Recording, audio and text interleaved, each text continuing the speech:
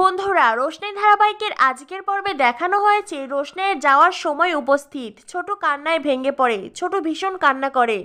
আর্ণব ছোটকে বলে, ছোট কন্ট্রোল ইয়ার সেলফ। ছোট বলে, কি করব বল, আমি তো তোদের মতন নিজেকে কন্ট্রোল করতে পারি না, আমি তোদের মতন নই, আমি পারবো না কন্ট্রোল করতে। ছোট ভীষণ কান্না করে, কাঁদতে কাঁদতে ছোট বলেন, একটা কথা মনে রাখিস বাদশা, যে মানুষ এক জীবনে কাজ আর হীরের তফাৎ বুঝতে পারে না, সেই মানুষের দুঃখ সারা জীবন থেকে যায়। রোশনাই বলে, ছোট তুমি যদি এইরকম কান্না করো আমি তবে কি করে যাব বলো তো।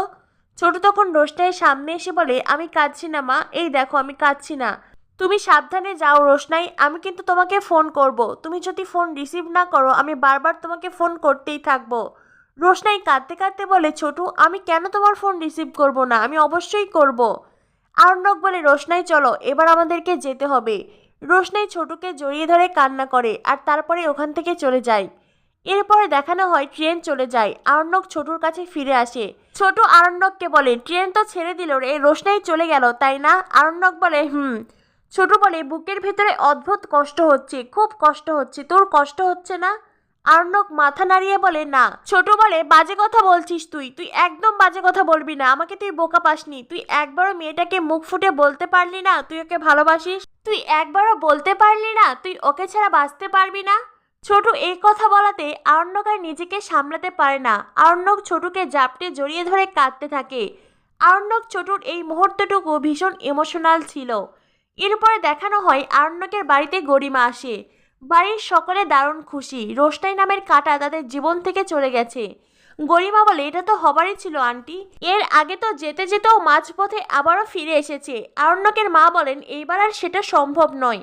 আরণ্যকের বাবা এসে গরিমাকে বলেন, তুমি এই বাড়িতে এলেই বাড়িটা পুরো আলোয় ঝলমল করে, আমার তো খুব ভালো লাগে।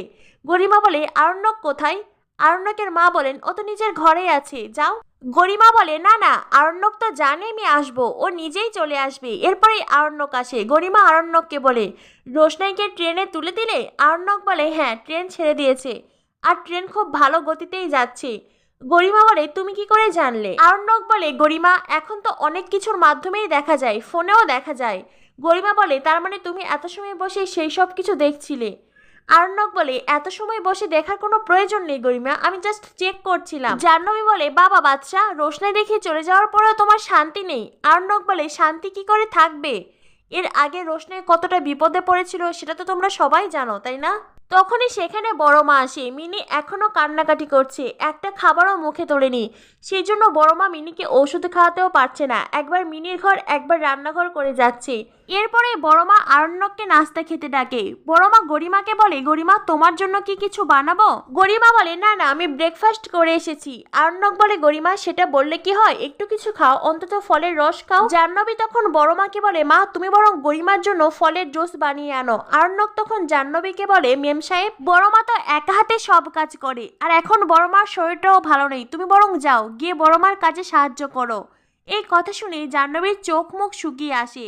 তো বন্ধুরা, কি হতে চলেছে রোশনাই ধারাবাহিকে পরবর্তী আপডেট পেতে আমাদের সাথেই থাকো। ধন্যবাদ সবাইকে।